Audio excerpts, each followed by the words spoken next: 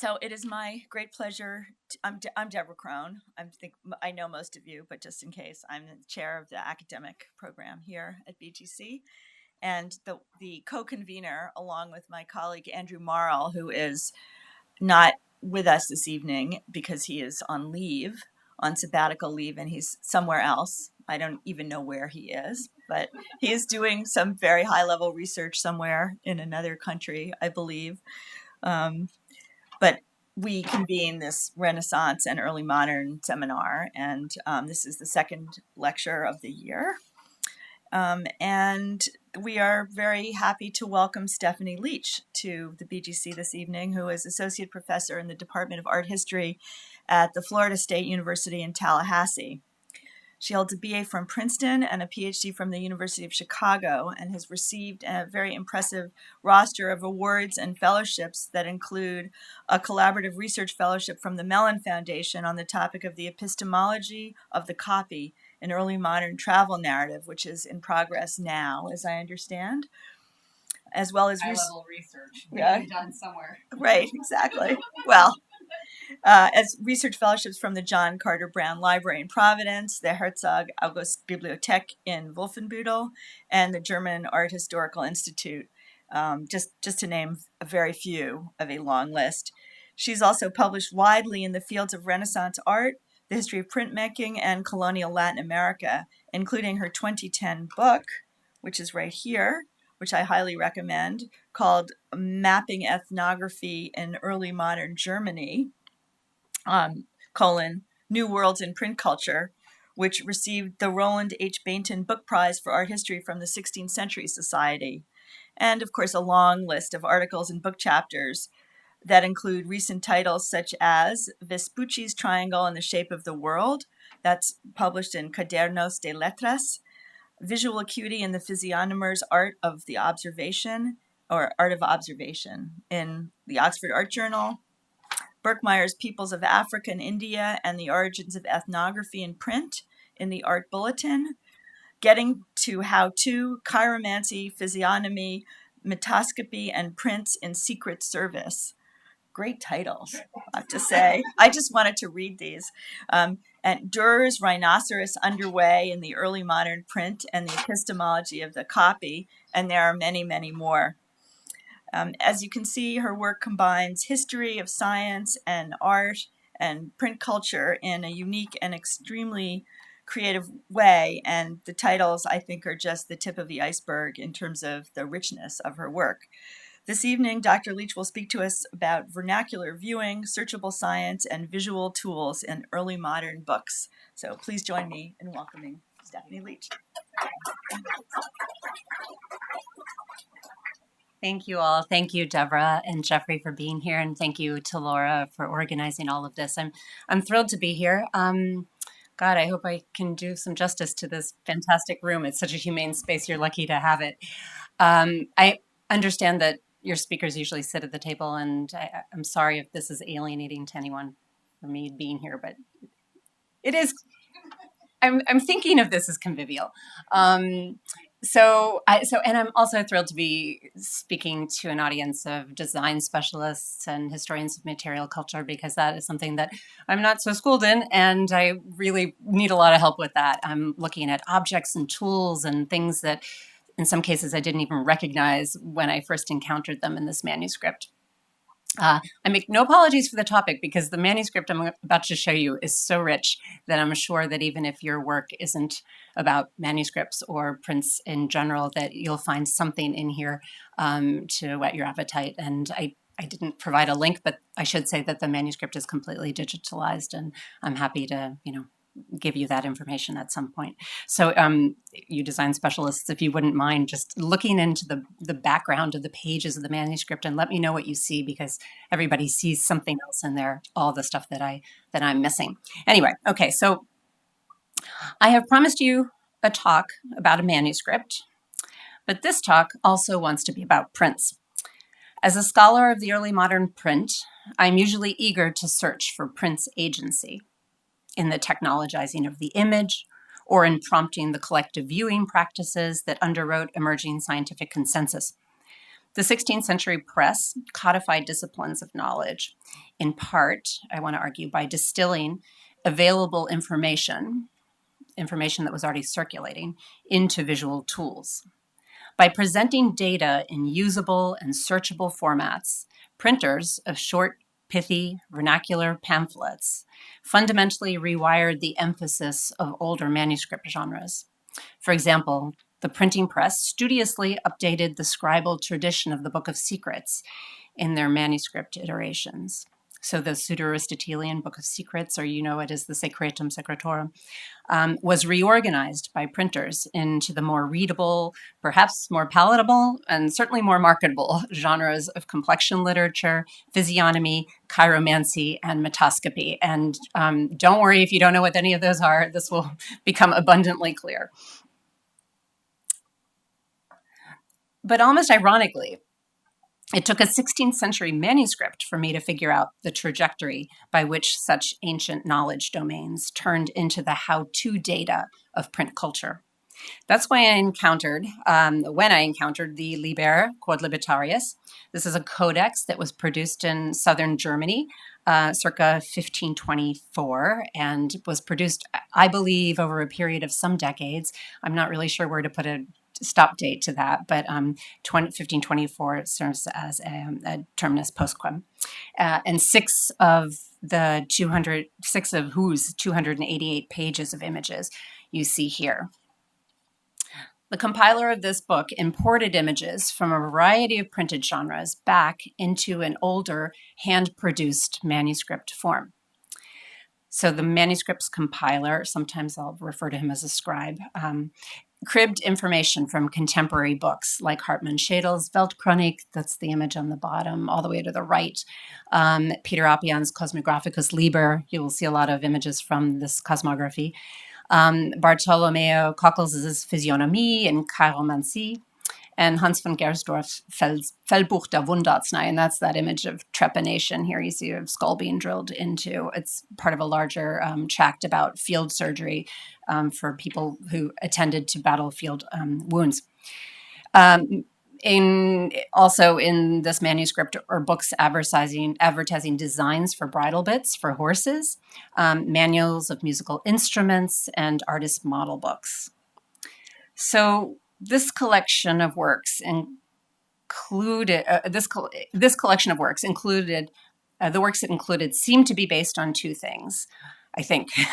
One, the visual kinship of images across the printed text from which they come.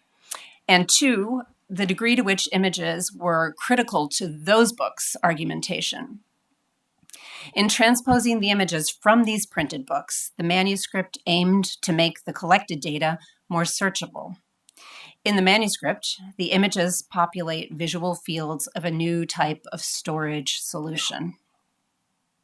So the succinct commonplacing of information via images offered the reader a practical way to control the new knowledge unleashed by a massive outpouring of printed books in the half-century prior. We can think of the manuscript as a type of database for much of the available information that could be visualized, or that was visualized.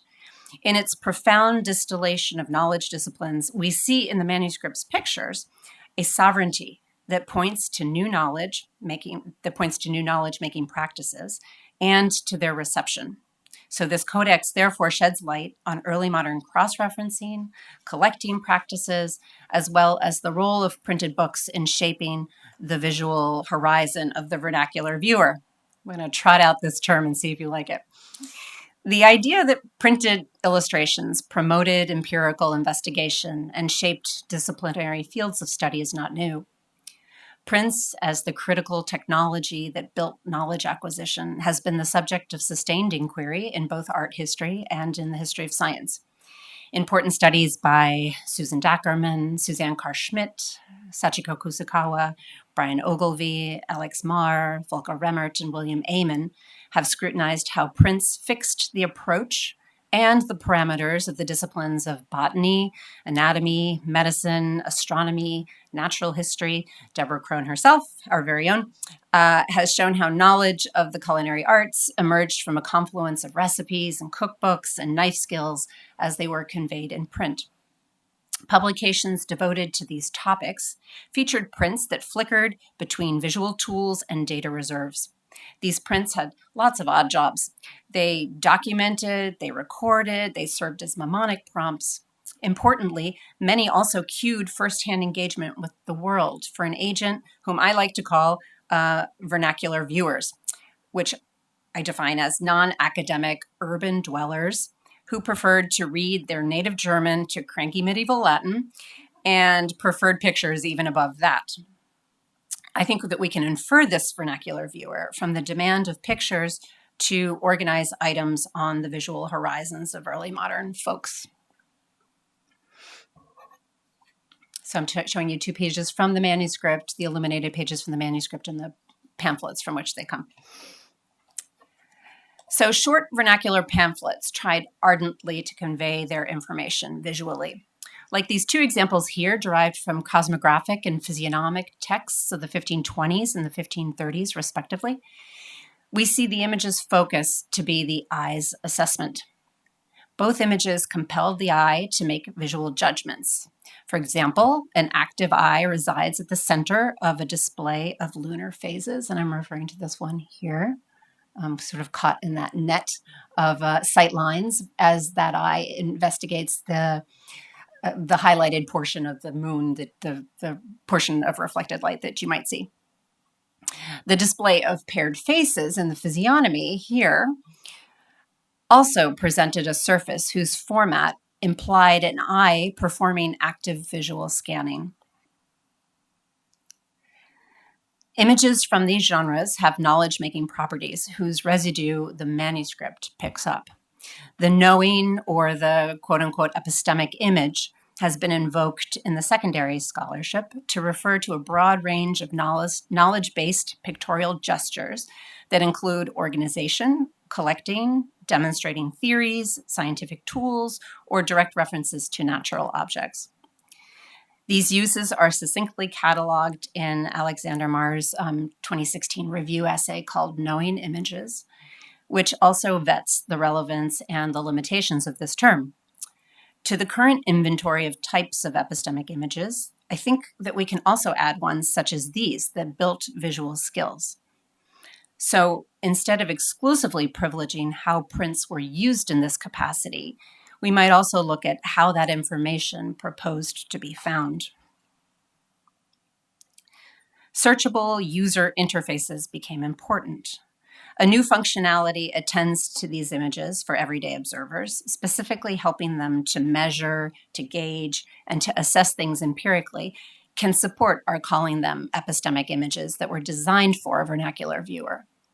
New sensory and cognitive exercises were inspired by these prints, and their designs were increasingly important for a user who would privilege easy call-up, condensed information, and tools to store and to generate new data. The manuscript's images borrow this ontology from the prints themselves, but I think they're slightly more extreme in their desire to keep that information at ready reference. The manuscript mobilized that knowledge from the point of view of useful aims, inviting new empirical activity, and it activated new cognitive potential on the part of the reader-viewer. So I will argue that the Liber Quod Libertarius's presentation of images as visualized knowledge sharpened practical skills already active in their printed source material. But in some cases, the codex's formulaic reformatting of those images even surpassed those printer strategies to clarify that information via images. Reflecting on the book as a repository of knowledge, this paper also proposes an epistemology for the second-hand printed images that comprise them. As technical shorthand for knowledge-based pursuits, those images spurred new investigations of the vernacular world and forged novel epistemic commerce amongst the images themselves.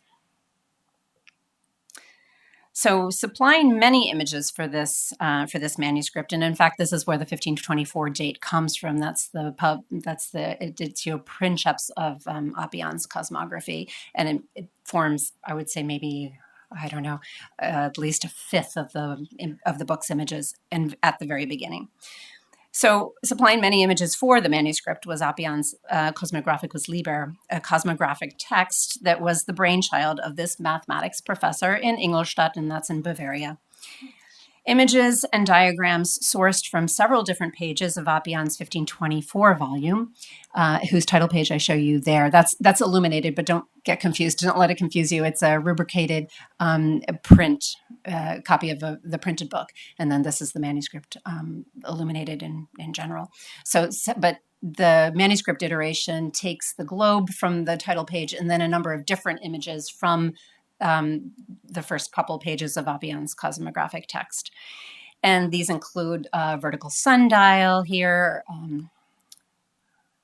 a latitude chart above, and this is part of a larger proof about the Earth's sphericity, and we'll talk more about that later. Several of Appion's diagrams are synthesized here into a single-page collection that showcases the individual images instead as freestanding data.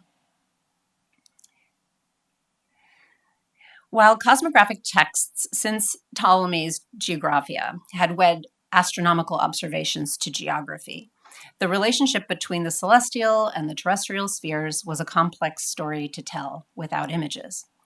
Sensing a demand for more digestible cosmographic information, Appian translated classical works into what I consider to be zippy, updated, and pictorially enhanced quarto-size editions. With these, he marketed scholarly astronomy to a wider audience, making the murky Ptolemaic literature less opaque through the use of clear and forceful images. He developed diagrams that centered man at the nexus of a world to be experienced firsthand and observed. Appion's cosmography was handy, I think, in this sense. Whether or not an observer could take it out into the field, it was handy in the way it was meant to be read and used. It simplified academic knowledge through the explanatory clarity of his diagrams. For instance, an introductory set of images attempts to parse the difference between geography and chorography, likening both to the portraitist task. And many of you early modernists, I'm sure, have have encountered this image before. It's really the only one from Appian that ever gets pulled out. But what he really tries to do here is to set up an analogy between what the task of the geographer / cosmographer is and what the task of the portraitist is. And he's trying to make it understandable in the layman's terms. And he says that the person, the geographer, describes the Earth sort of in the macrocosm, the way a portraitist makes a face in its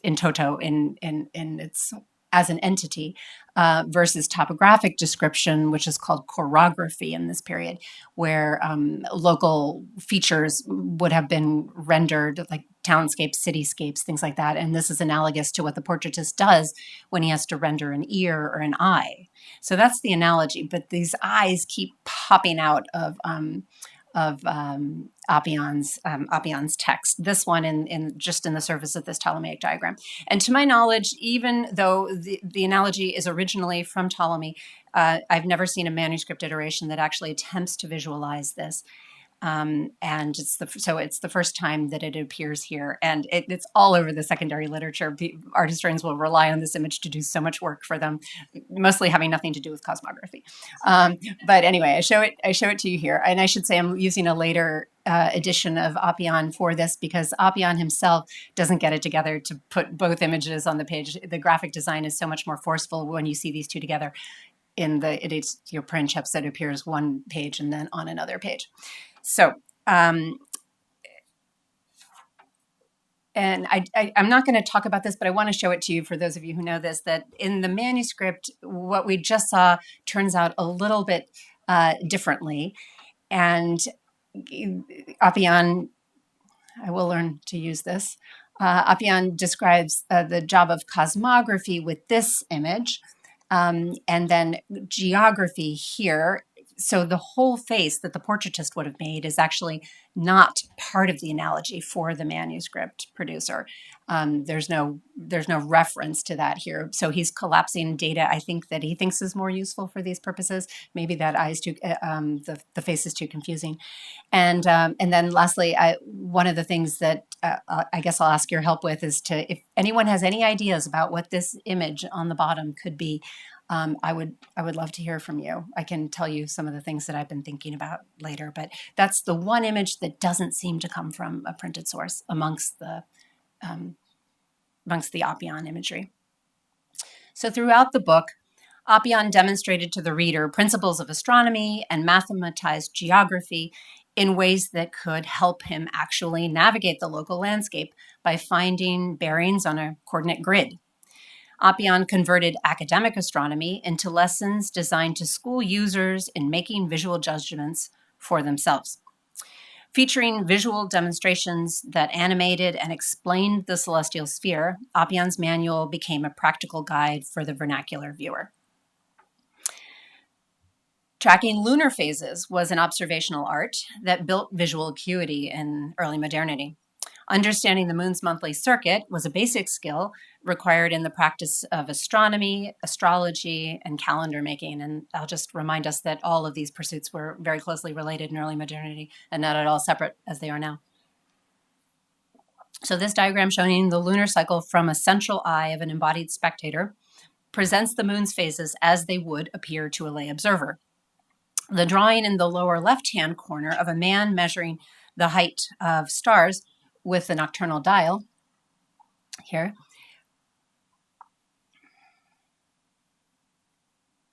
connects the observation of the moon with a related empirical pursuit. With such a dial or clock, the reader could learn to tell the local time at night by citing the relative position of bodies in the night sky. The manuscript's juxtaposition of these two activities argues that these are related empirical acts. And you'll notice that this image is not part of Oppian's original image. Instructions for empowering the vernacular viewer's body parts as technical tools abound also in the manuscript. Illustrations in which hands and feet are exploited for their epistemic agency. Inspired partly by another page of Oppian's cosmography, this image demonstrates how common measurements were calibrated to body parts. Hands and feet were critical common denominators of early modern empirical navigation of the world. An image showing how to measure with these bodily tools takes part of its inspiration from the image in the Cosmographicus Liber, in which diagrams of palms, feet, and strides indicate how widths and distances might be measured. Tom Conley has noted how Oppian activates the limbs of the reader throughout the book to prove, in his sense, that cosmography was an art to be apprehended visually and sensorially. But to Oppian's image, the manuscript compiler adds a central movable wheel, which is this here, which isn't part of the printed image set. And I'll just show you a little bit of the wheel to show you how it functions. There's a bunch of information crammed in here. This wheel, what it does is convert measurements derived from body parts, which are written in red in the interior spaces here. These are how many Schritt, how many strides, how many palms, how many feet. So these are written in German in the dial's interior, and these are converted to Latin, their Latin equivalents.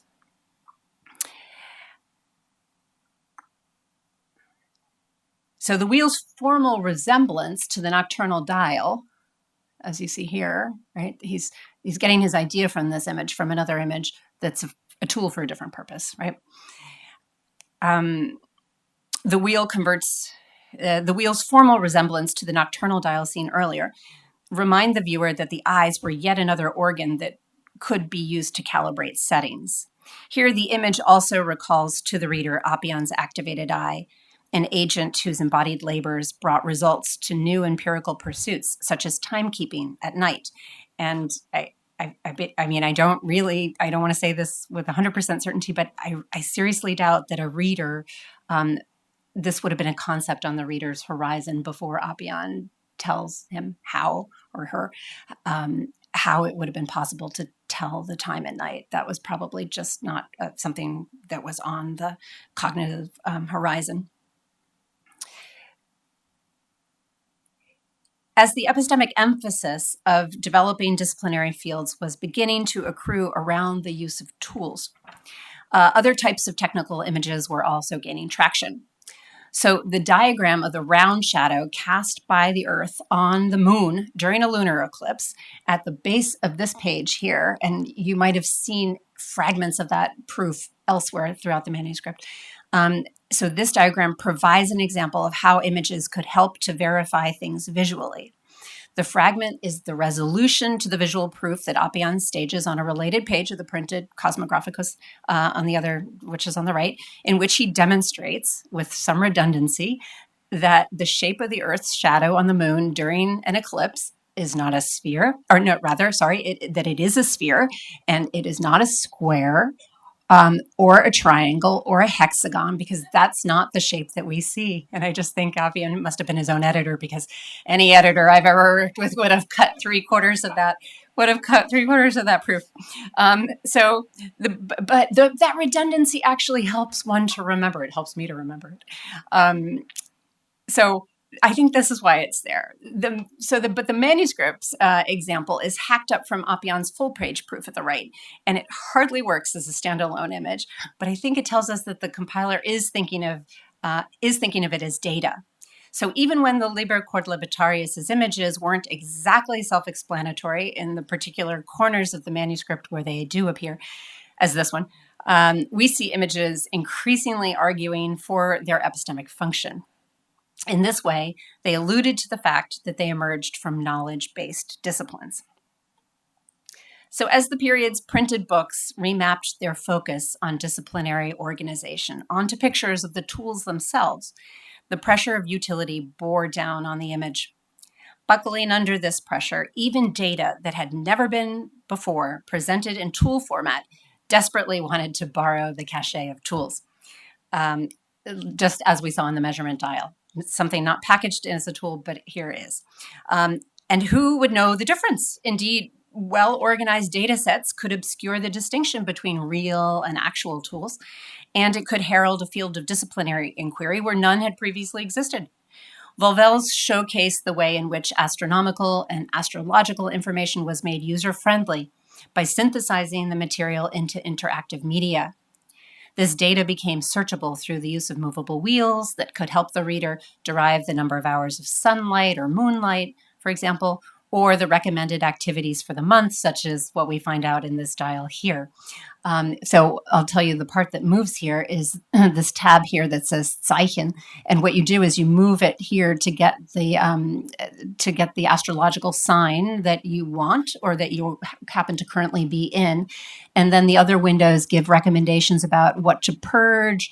This is a recommendation for venesection, this, bloodletting here. I think these are cups for cupping, because that's also something that comes up in the practical literature of the time. What kind of qualities, what sort of humoral balances somebody would have had. And then here's an entire window devoted to bathing, whether or not it was prudent in that particular month to bathe.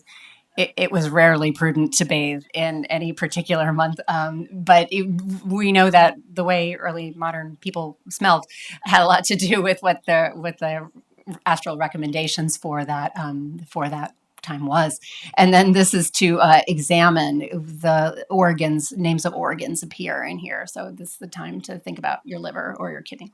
So anyway, so this, and you move this around Zeichen to correspond to the house. So with Volvel's, the early modern user could search for seasonal recommendations made from astral readings, such as when to let blood, when to purge, even when to bathe.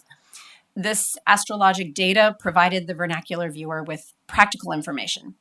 Data gathered for diverse epistemic aims could be integrated into these searchable models, and the Volvels themselves were activated by a search for data.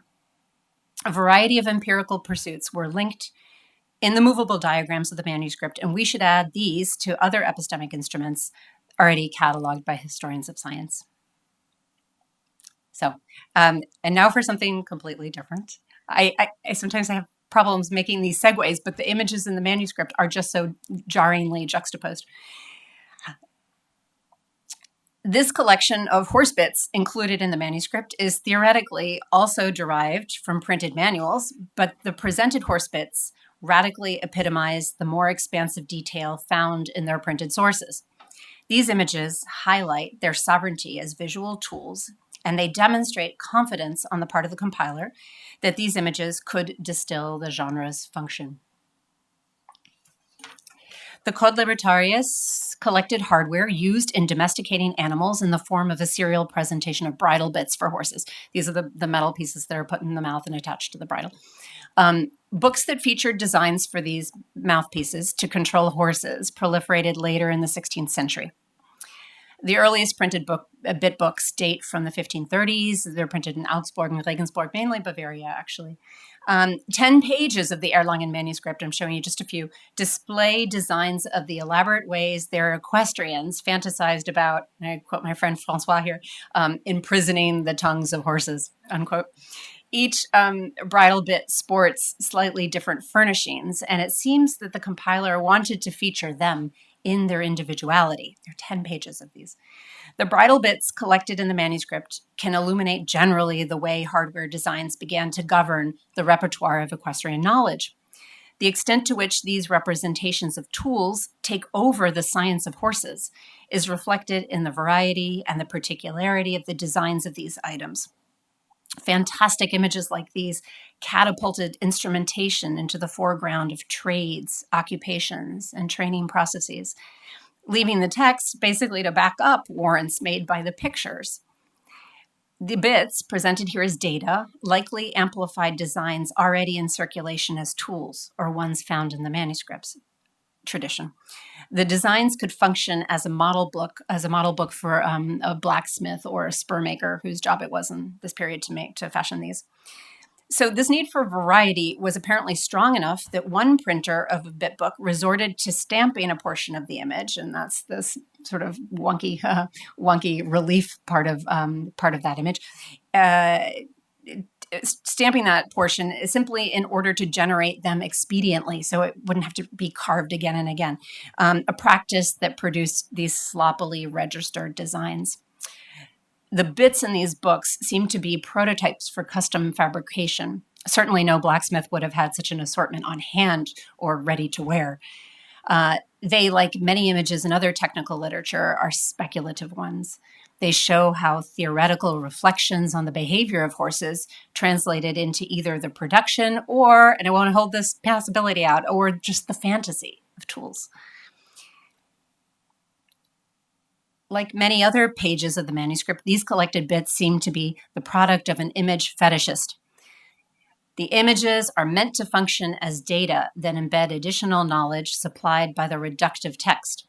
All that remains from the older manuscript tradition of hippiatria, the genre that was devoted to the care and the medical treatment of horses, is now the character of the horse that the bits were meant to condition.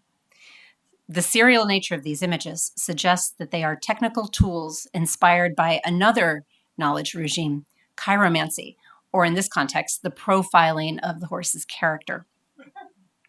The manuscript page shows a variety of bits that should be used for controlling horses of different stripes. For example, in the top left corner here, we have a hartmelig, or an aggressive horse.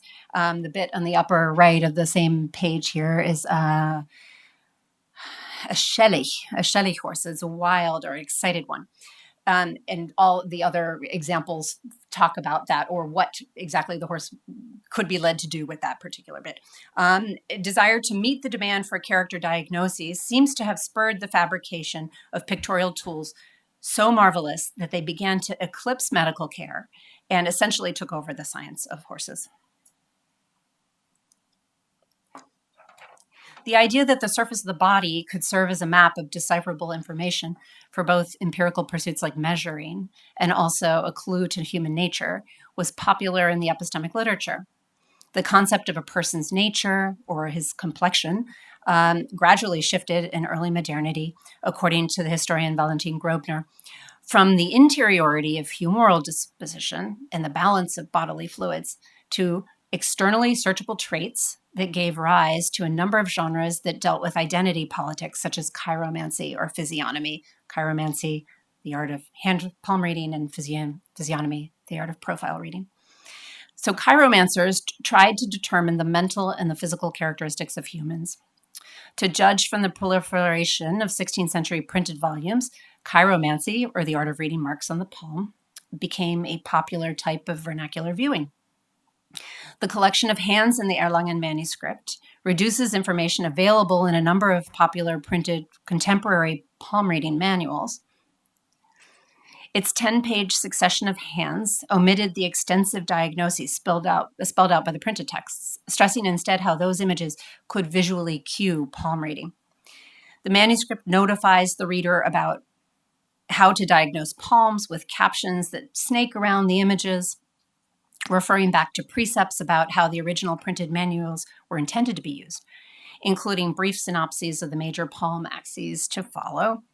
The captions found on the following pages disclose information about how analysis should be conducted on male and female hands, respectively. Here is in dem Vibe, you use the left hand. In men, judgments are made on the right hand. These images condense textual descriptions from the printed editions with the intent to summarize chiromantic content via the shorthand of pictures. So the manuscript's hands function as touchstones for diagnostic practices, moving assessments to the surface of the palm itself.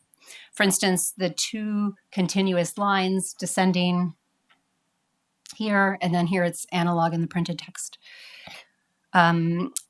Descending from the left-hand ring finger indicates someone who is fond of travel, who can cultivate the loyalty of princes, and someone who serves them admirably. The manuscript compiler seems to be aphorizing longer explanations given in their sources, the Physionomie and Chiromancie, attributed to Cockles and printed in Strasbourg beginning in the mid-1530s. Like the chiromantic approach to horses embedded in the bridle bits, these hands also appear here as diagnostic data that signal a field of knowledge making. Many such aspects of judicial astrology are featured in the Liber Quodlibetarius, represented mainly by the images that were meant to assist such diagnoses. So, is epistemic a fitting term for such diverse tools that communicate knowledge-making claims? It is already a fraught term in the scholarship, one whose capaciousness causes it to snag between an image that demonstrates a theory or a method of obtaining knowledge on the one hand, or a working object of science on the other. Most of the images in the manuscript tread a tightrope between these. Some show the compiler's intention to cram images of epistemic inquiry into communal storehouse. Others express the functionality of existing tools known in part from the repertoire of data established by prints. Most just want to help populate the visual fields of the compendia, collecting representative examples from most known sources of knowledge. That the impulse to collect was the priority of the manuscript compiler can be seen in the fact that when an important field was neglected, the scribe sought to repair that omission. The cross-reference and glossing once found in manuscript margins reappears here. The growing sovereignty of printed images is evidenced not just in how well pictures distilled prescriptions embedded in texts and encouraged empirical processes, but also in the degree to which images could signal other fields of diagnostic inquiry. So the art of physiognomy, or reading character from profile and facial characteristics, is synopsized by the 3 pages of the Liber Quodlibetarius, with little intent to transfer the specific diagnosis of the printed volume from which the images issue. The heads are presented in neat rows of mostly paired sets that communicate the principles and the practice of physiognomy. Instead of expounding on the meanings linked to these profiles in the printed text, the manuscript alludes very generally to the art of physiognomy.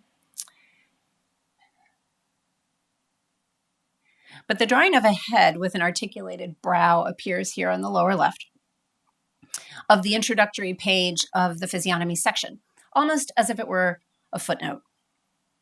And indeed, it comes from a later hand, so perhaps a footnote is not too far from the mark.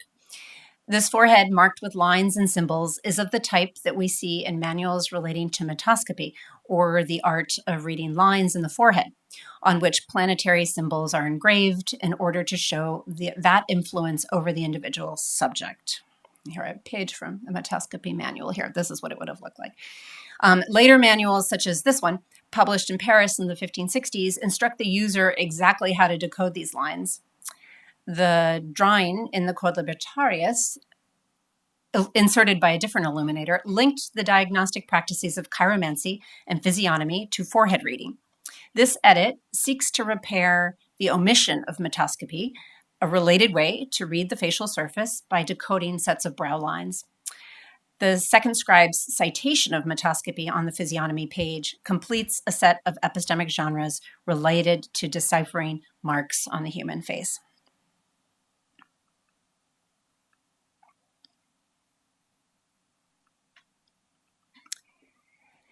So the manuscript shows how each representative field of epistemic practice was cued by images. It leaves us in no doubt that the how-to factor was the driving force that included each of these printed genres. And this point is perhaps best made by my final example, whose precedent I haven't yet been able to trace to a printed source, and perhaps there isn't even one. But its sovereignty has clearly been inflected by the printed how-to literature. So this strange page purports to demonstrate a common procedure for obtaining data, in this case, the volume of a jar of lard.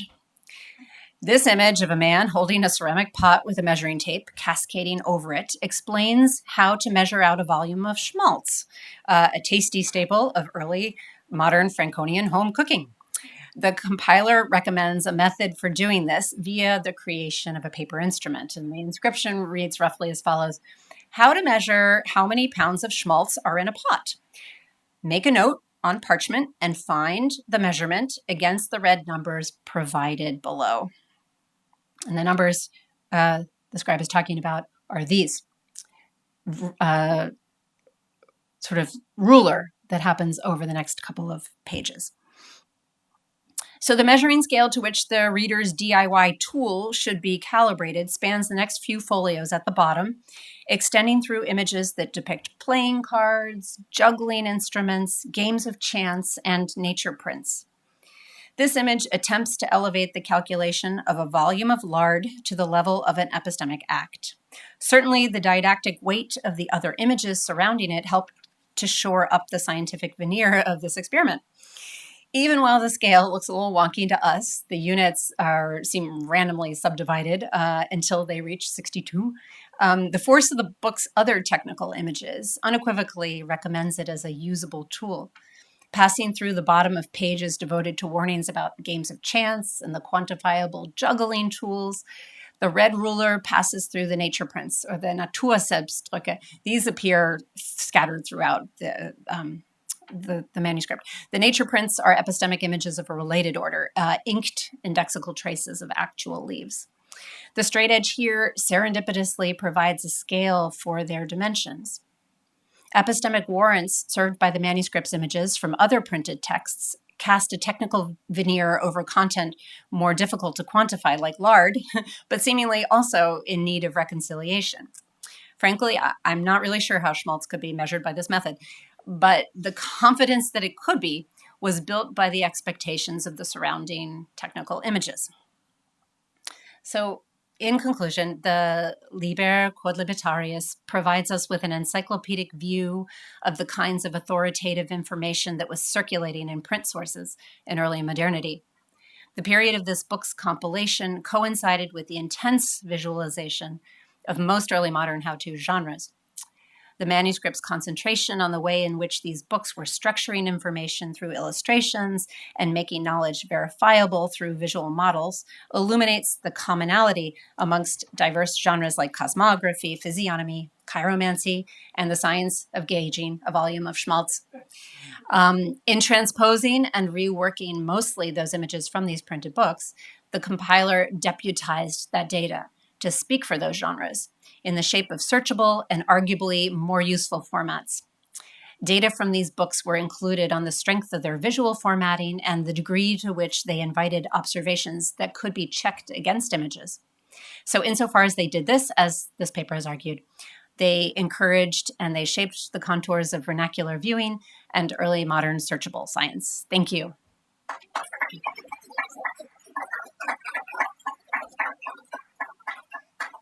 Thank you.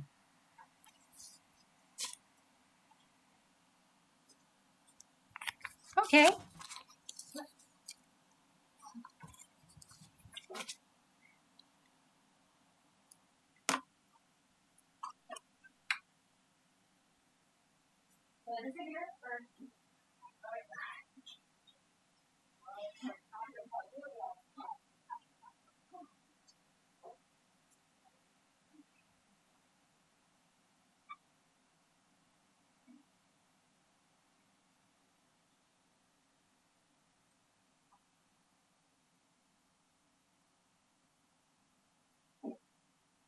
It doesn't have, it's not different things put together by a binder at some point in a library. Right. Okay. Because you talked about different hands. Mm-hmm. So the question is, I mean, do you know why this was compiled, and do you have any ideas about who did it? You must wonder. I do. I wonder intently. So the hand of the scribe is what we think we see in the middle, in the bottom middle image here. I'm going to get you. I'll get the pointer. The 1524 and a WR. And we do have a reference to somebody's name is in the text of a Benedictus Rugham. And I haven't yet been able to trace who this is, and the bibliographers have worked on this, and Erlangen also don't know. But the provenance tells us that it was in the possession of a Johann Jakob Bayer, who was a physician at the University in Altdorf, which became the University in Nuremberg. And that's really what we know. The two different hands are assumptions that have been made by also by bibliographers or codicologists. They notice that there are different hands, and the second hand does appear, I believe. Oh yeah, I was going to show you something about this. So here's the WR. These are the initials that we have to go on, and this other we'll call it Batavius Pfaff. So the second hand seems to come in here, and so the hand is a little less skilled. Oh, I don't want to say that. You guys have better words for that. A little less studied than the first one, and the project seems to be to want to amplify what has already been done. And I do think that it was compiled over. I mean, I'm not sure, Deborah, how to talk about this, because I think it was probably shelved at some point and then taken out again. But I do think that it was ultimately bound in a single instance, and the texts.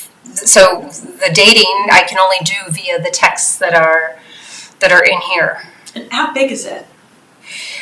It's actually not a large volume. So would you call it a quarto? It's a quarto. I would call it a quarto. Mm-hmm. Mm-hmm. It's very thick. What else can I tell you? The paper is Northern Italian. Like this? You know, a little bit bigger. A little bit bigger. Yeah, I would say somewhere between 20 and 15 and 20 inches. So no, kind of about the same size as some of the pamphlets that are in there. Did I answer? It's just part of. No, that was that. I mean, I have many questions, but that was just part of it. I think let's see what else. Lots of questions here. Okay. You actually take a question from Noah first, because I'm thrilled that you're asking a question. Thank you. One of our students in our class. That's great. I think something that really strikes me about the transformation of the images from the printed material to the manuscript is the use of color in the manuscript, especially when you consider the nature images seem to be mimicking the colors of nature, but with something more like the cosmographical tools. I'm curious if what your thoughts are on the role of color there, or if you think that has something to do with the sort of visual or cognitive modes of remembering or tool of using color, or if you think it really is primarily aesthetic or a personal choice. Like, do you think the color serves a function besides? I do. I think it does serve an organizing function. I haven't broken it down, but especially in the section devoted to hands, and if you want to look at it, you should, where it seems to be alternating in order to, I don't know, it's almost cinematic when you turn it. Those same colors do appear in other sections, but especially in those pages where there are a lot of images, the color seems to help that organization. I don't want to say that all the Beishones are the ones, women's hands or anything like that. I haven't detected anything like that. And it's a great question, something I need to think a little bit more about when it was applied. I think the second hand going on top of the green here seems to suggest that was done, that the color, that the background was applied, and then maybe the scribe having thought he had finished there. Actually, that might be a pivotal page, because that's where he signs it, and that's maybe where it was supposed to have ended. And then the other scribe goes in and says, I have more examples of headdresses, I'm going to include that too. So I can't say exactly what, but there does seem to be an attempt to organize via color.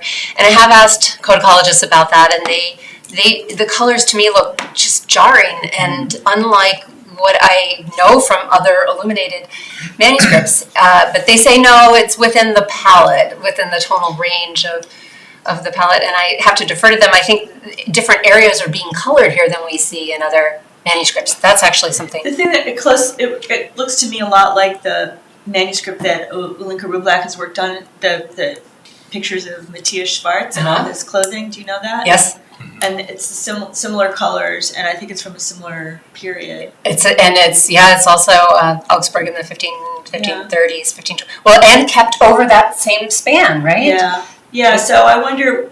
I mean, that's also a very puzzling and interesting text. Right, it's a manuscript of this guy's clothing. He's an agent of the Fuggers, and it shows what he wore every day over the course of, this probably 40 years. And so it's a manuscript that was intended to be kept over a period of time, and the images are visually arresting, and they would have to be, otherwise one's mind would tend to wonder, do we have to see what Matthias Schwarz is wearing in February? But that's really interesting. That's an interesting point.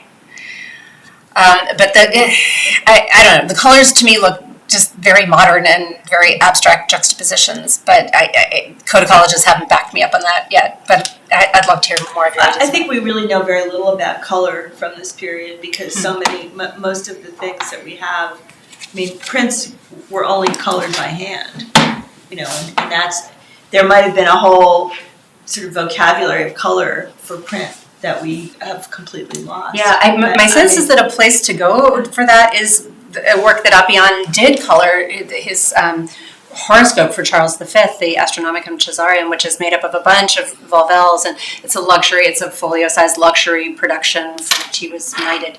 And the colors there do resemble these, and that was a book that was made to be produced and handed over to an illuminist to make it into something, to make it into a Lux production. I was going to say that most of the color is pretty natural. It's not synthetic or chemical or anything like that. Those are sort of, to me, the colors that people would naturally be able to wear. Those types of natural colors for normal people, not the Duke or somebody like that. Mm-hmm. And I think that's really appealing on a certain level. Like, as a person, you would be able to understand it immediately and recognize it. You're saying in the Schwarz volume, or in this one as well? I think many of the things I've seen of that time, and if you just think about what people were able to make for color, that was a very natural way of doing color. It was all natural they things. didn't have synthetic. Yeah, no, I know, and that's kind of my point. Yeah. Right. All right. Let's see, Jeffrey, your hand was up right away. Well, it was in a way related to Noah's question. I just wanted to ask if you would talk more about this idea of searchability, which is obviously at the core of the term that you're using for this. And I wonder if you could help situate how you see, maybe say a bit more about what kind of searching, for what purpose, and how you envision the search process kind of coming through this manuscript and then maybe going back out from it. I mean, the example I think that you used about searchability, these books of secrets, which were kind of compilations of everything under the sun, were divided up into more digestible bits. If you want this, you can get a pamphlet on this. I'm just curious, how does this manuscript is combining and recombining and reamalgamating? It seems a different model of searchability, and I just would love to hear you say more about that. So your question makes me think of how the physiognomy was presented in the books of secrets. So these were, in the manuscript tradition, the art of physiognomy existed to help a prince pick advisors or to warn them of potential enemies. And literally what we have there is something that's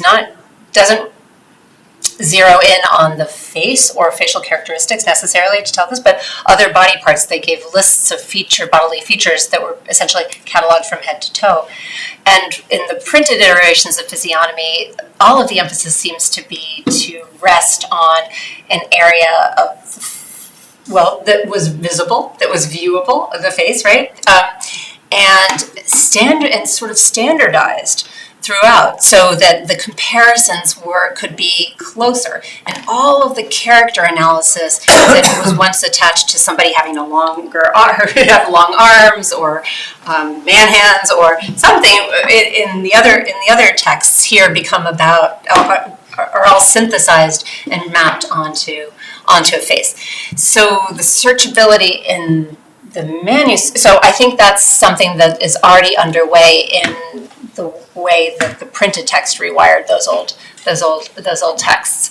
And here I think in the radical distillation of images that could be compared and contrast, that could be that were juxtaposed for that purpose of visually taking our eye from one element of it to another one, it sets up a compare and contrast method of analysis here that it is not even so well done in the printed versions. So just to clarify, when you say searchability, are you thinking of this as the end, or is this, like when I think of searchability, I guess the first thing that comes to mind is a search tool or a search thing where it's designed in a way to be a portal back into, it's like a finding aid or something. Does this have that quality, or does it stop with this manuscript? Does this route you back to the original in a new way? Does it link topics that you might not have thought to associate this, but in other words, does this manuscript send you back to anything else, or is it self-contained? That's a great question. It sends back in a kind of a subtle way, but not with the prompt to go look at this book again. So I should say that I think a compiler could only make this with access to a large library that contained these printed texts. And I almost think of this as an index or a catalog or the cliff notes. Well, it's a commonplace book, right? Does the vernacular viewer who's seeing it, do they have those references and they say, you know what, I hadn't thought about those two things, I want to learn more about this, I know where to go? Or yes. Is that what you're presuming? I think so. And I should say that what I didn't tell you is that there is a section at the back of this book of canons. And on some of these pages you see a reference. So to know more about this, X, to figure out how to catch a fish with a piece of sage, look at folio 385. And you get back there and it says basically the same thing. You catch a fish with a piece of sage. It never takes you back to the book per se. Interesting. But it does reference the type of science that it is. It does reference how-to knowledge, but there might be some kind of circularity of that reference that sort of eclipses the original source. But I think that this could be thought of as a finding aid to a library, in a sense. The inscriptions they're so brief, and I really only know what's going on here because I know the printed texts themselves. And I think somebody a viewer might have gone through and said, okay, well, to figure out about trepanation, I got to go back to that book on field surgery. But I think one in the process could forget that this is from a book on field surgery. Well, it doesn't tell you how to do it. So let's see. Yeah. There's some questions. I have Peter and I have Michael, and then I have. Yeah. So first of all, very fun. But this, Jeffrey asked in terms of search. I want to just use a different word and come at it again. Use, right? How do you use this book?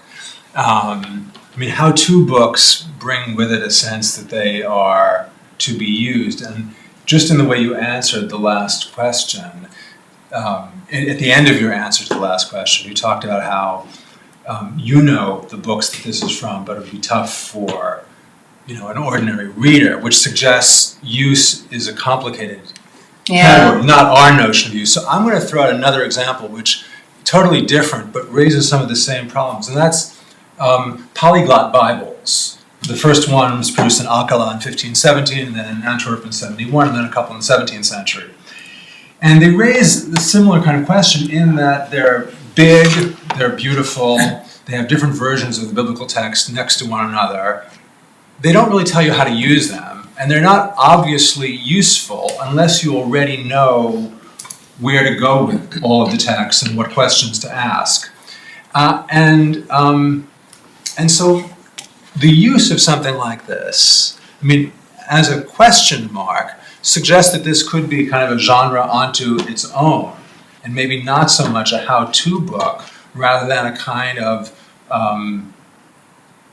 visual piece, in the same way that a polyglot Bible is not so great for doing biblical scholarship, but is kind of great as a meta text or an overview of a whole field of work. Yeah, it alludes to organizing efforts. I hadn't thought about this in connection to the polyglot, but that seems to make sense. I guess on one level it's commonplacing as well, putting things that are supposed to be read in relation to each other, or that potentially can be read in relation to each other. But the polyglot Bibles are really bad text, and I think those would have been a lot of fun for people that knew, Latin, Hebrew, Aramaic, Syriac, Dutch, whatever all the languages are. But for most people, they might have only been reading for one thread through it. So I don't know what the purpose of the polyglots. Right. But are you arguing this is like the graphic novel? That are you saying the vernacular reader would be happy with this manuscript, or would he or she be prompted to go find more information? I mean, it sounds to me like you refer to the vernacular reader as the individual who is sort of happy to have this compiled for him or her without needing to go further. Right. I should say that I don't think of this manuscript as a how-to. I do think of the printed texts that generate the images in this manuscript are how-to.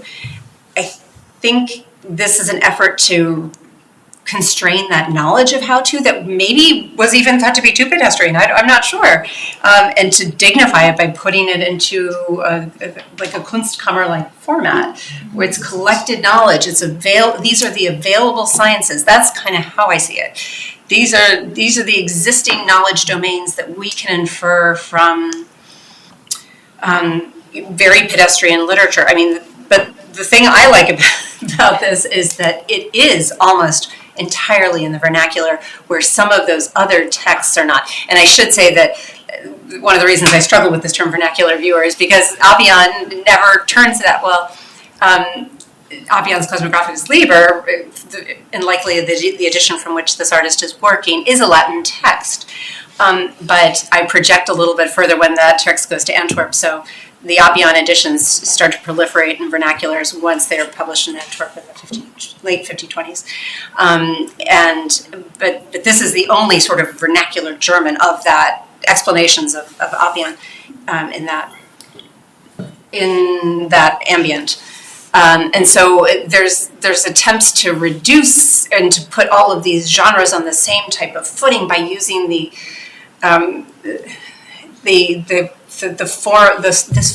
organizational format that's the same. A friend of mine calls it Ordnungskriterien, and I can't explain that in English, but the way that the graphic format that orders the information in these images. This round thing, even when it's not a dial. There's a round thing that shows this is this is something that's collected here. We can put anything in there. We can put a leaf in there. A guy with his skull bashed in there, and it's different kinds of knowledge, but it is visualized knowledge. But let's reconcile it to the graphic format, to the organizing principle. I probably haven't thought enough to say something cogent about what you two are asking about. Is this it? Does it end here? But know that I will. I mean, is a Wunderkammer vernacular just because it's a German word? Is a Wunderkammer vernacular? Yeah, just because it's German. I mean, in other words, this might be written in German, but is it really vernacular? It's vernacular knowledge. I believe in how the images are prompting a viewer to make their own assessments and the confidence that they can make their own assessments if they just look at it. I should say like Sacrobosco, for instance, that's a text that was in this period also becoming vernacularized, and it's an astronomy text, and it was basically what university professionals were reading instead of Appian's Cosmographicus Libre. That was information that was 2 or 3 centuries out of date by that point, but remained in circulation, but was becoming updated and more current, more relevant because of the images that told how to observe. In Sacrobosco, you see the sphericity of the Earth by an observer standing on the ship's prow, and the top of the ship's mast, and not being able to, an observer on deck not being able to detect light that was coming from shore. So there are experiments with, I think what also unites this for me are these experiments that in which the eye is hailed as that activated agent. Right, well, this is a vexing question. Yes. And we'll come back to it. Yes, sorry. Michael has a question, then there's a question, yeah. Well, I think that in that sense, to go on that thread, thinking about the audience and the idea of vernacular, and not only who is this geared towards, but if someone is reading this and can perform these, let me rephrase this. If someone is reading this and can understand how to perform these, can he perform these assessments? Because I can, for instance, know how to craft something in gold, but if I'm not part of the Goldsmiths Guild, then I'm not necessarily going to be able to do something like this under the political structure. And thinking about the disciplinary divides that were very much alive at this period between, for instance, anatomy and physiognomy even. We look at these two as, kind of together, but back then they were very, very distinct. I want to ask you if you would characterize this work as a disciplinary intervention in that it creates something new, and if so, who would be allowed to make such disciplinary interventions? Would a publisher be allowed to do that? Would a compiler be allowed to do that? Like, gearing towards who is this person who is doing this? I like that idea. I think that the compiler is a little more strict in the disciplinary intervention than the publisher of the texts. For me, this almost seems to be the end point of what the publisher is trying to create. It's a bit better organized than the printed manuals. It almost seems to me that it was made by somebody who saw the potential of that more strict organization of disciplines. You bring up physiognomy and chiromancy.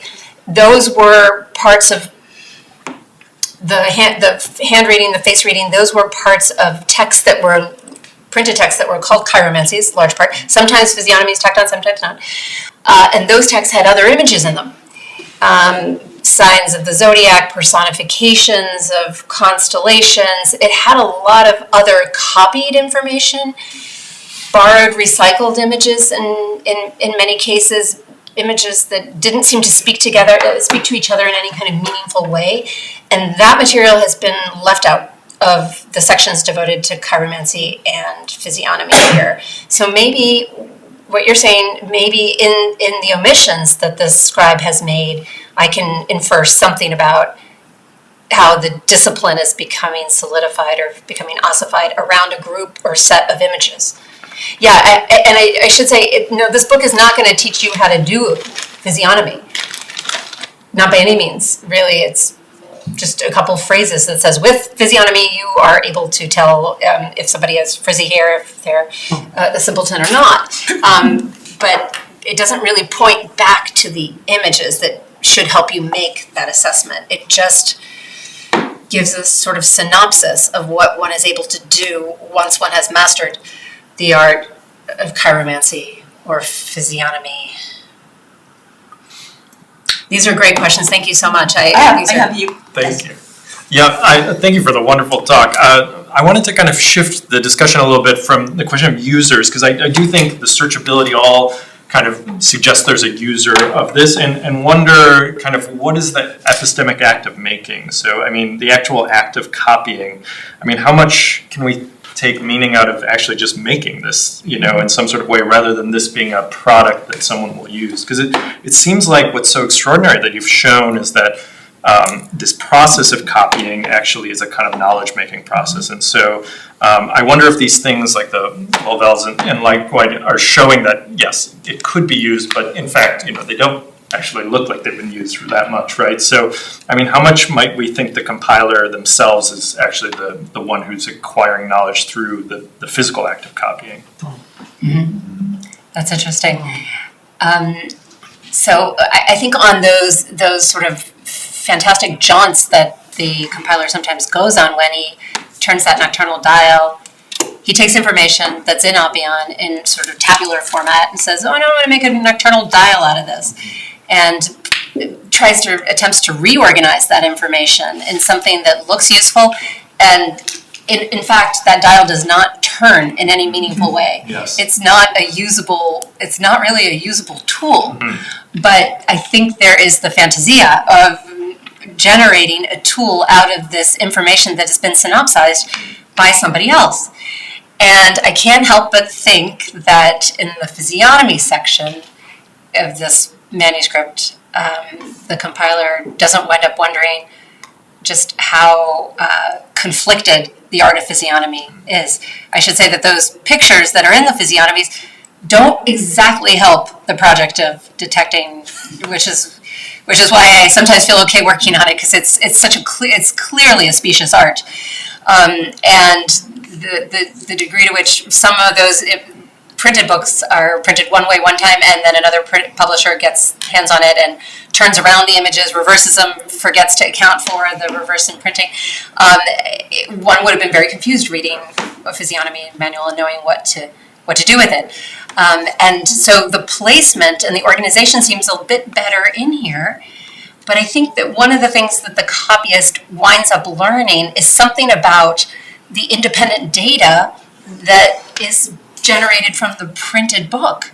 And I think that the hand of the scribe is forced to reflect on the process of printmaking and how these are individual, they would have ultimately have been individual insets. In some cases, just, heads, singular heads. In other cases of physiognomies, like heads that were knit together by a baseline of the wood block. Does that make sense? Yes. Yeah, I think he's teaching himself something about the process of printmaking that possibly nobody had reflected on before. And maybe the answer to all of these questions is in what that strange shape is. Mm-hmm. But yeah, I need to think about what is the epistemic act that is being made by the hand of the scribe. I mean, the image in the first. Upper left on the bottom. Upper left. Yeah, upper left. Ideas? What is your conjecture about it? Oh my God. I had so many ideas. A beating heart. Oh, then I'll take away my ideas if you guys have it. Okay, so the historians of cartography have no clue. They say it's a doodle. It has been presented to me perhaps as a leaf that is making wave patterns. It has certain similarities to Leonardo's view of Imola, I think, a little bit from the perspective that has been taken. What tells me it's not a doodle is the extreme ways in which this image has been constructed. It's been made with a compass and then a straight edge. So those little pieces of the lines are always being made with the lines that are straight have been made with a compass and a straight edge. It's just excruciatingly crafted, and so then I wondered. And then I should say that this idea of contour mapping, which is what I first thought, that it's perhaps a contour view of that hill town there, this is centuries too early for that, but for the view of Imola. And then I thought maybe it has something to do with how that eye is seeing that hill town. And I looked at some contemporary manuals of retinal charts in cutaway, The image, I'm sorry to take your time up with this, but the image with of the eye peering through the terrestrial sphere through to the celestial sphere has a little bit of the paint is not, there's an empty square, an empty triangle there, and I thought maybe he's saying this is the way we see it, and it might be a model of extramission. That's kind of where I thought, and then I thought maybe it's a diagram of, see here, you see it, that little part of the triangular thing that has been removed. But my newest theory is, I was showing this to a colleague who I had just shown one of Appian's dials, not one that I showed you, that had a plate removed, and beneath it, it's a nocturnal instrument that allows you to tell the time at night by aid of a round dial that has a circular window in it. And if you push the circular window around it, you can set the phase of the moon, which means underneath it is some kind of algorithmically determined blob that will, when the window is spun around, will give you the shape of the phase of the moon. And we thought, like, how could this image have been constructed? And he said, maybe this is the base of such a dial. And I don't know how to infer what the kind of window that would have gone over it, but I tell you, I think that's the most compelling thing that I can... So maybe the copyist didn't understand, just saw a copy of the book from which it comes without the dial and just copied the bottom part. You're right. You're right, because they said there's no hole in it, there's no top of it. You're right. Basement work coming here. You have no idea. Fantastic. Yes. Thank you. So I don't know. So the jury's still out, but I do like that because of the rigor with which this scribe subjects himself to not stray from the other images of Appian's text. So that would presume that he, if that's right, which who knows, but that the copyist himself doesn't really understand what he's looking I at. don't think so. I think that's why that proof. So in the proof, this is funny. That's attractive. No. In the proof, on several pages, he actually gets it wrong. So the phase of the moon. Oh, I feel like I shouldn't be blowing his cover. And they didn't correct it? Look at that. So there's the square shape of the Earth, and the reflection that we would not see is the hexagon. I mean, he's probably loopy by this point, right? But it's easy enough to, well, frankly, it would have been easy enough to make a mistake, but one does wonder about the relevance of that, right? If or the degree to which he perfectly understood it. And the proof is distributed over 4 pages. Here. Let's see if there are a couple more questions. Yeah, somebody who has something. So where would your vernacular viewer access such a volume? And then also, did you have extant examples of just the wheel or dial for example, for the nighttime timekeeping? Because it's interesting to me that the wheel and dial format carries through to the modern era with a pica wheel or a color wheel. And the planisphere is like that as well. Your question is, where would the vernacular viewer have access? Because you brought up the idea of a vernacular viewer, so would it be in a city hall at this time, in a pharmacy? I mean, where would this volume physically be stored so that This would have been in somebody's library, and probably connected to the university setting. But the vernacular viewer, I want to posit, I think that's the viewer of the printed texts that these come from, and those I guess in order to argue that, I need to argue that they would have been purchased and used. And Appian is such an interesting character to me because he's the printer of it. I mean, he's the mastermind, but he's also the printer, and he recognizes at some point that he's got to set up his own printing press if he wants to continue with works like this.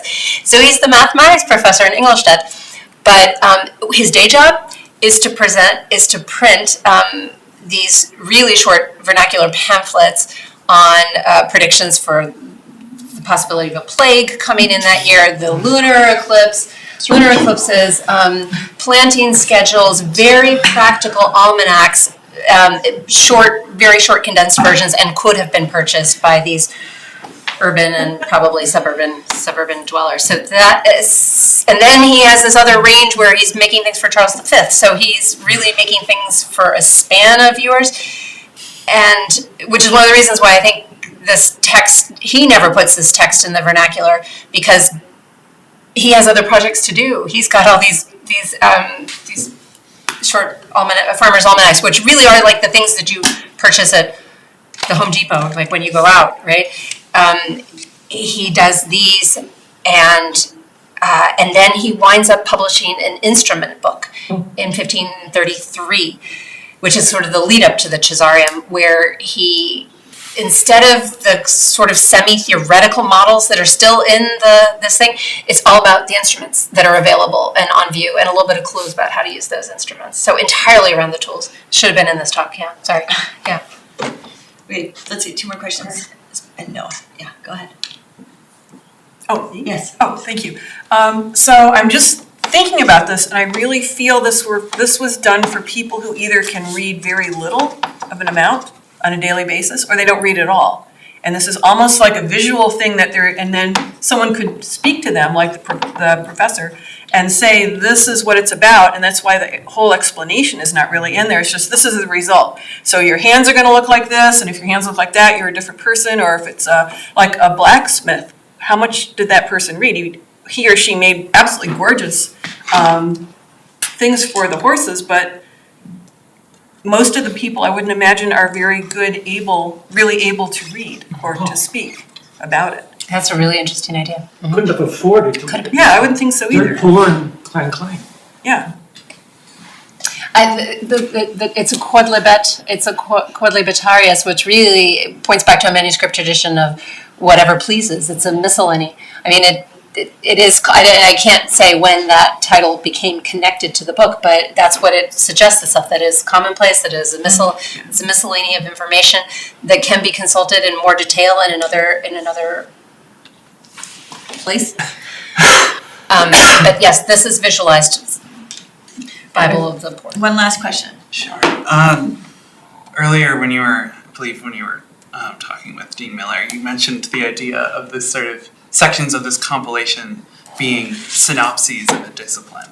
And I'm almost curious if the person who compiled this wasn't imagining a verbal and visual dictionary of these disciplines, of almost sort of definitions of, if it doesn't tell you how to palm read it, at least tells you what a palm reader does. And I'm almost curious if it isn't a way of conveying information about what a discipline is and not necessarily how to perform a discipline. I like that idea. It's synopsizing things in a way that an encyclopedia would, right? Like giving you just sort of the data sets that are present in these things. But for more information, you have to look elsewhere.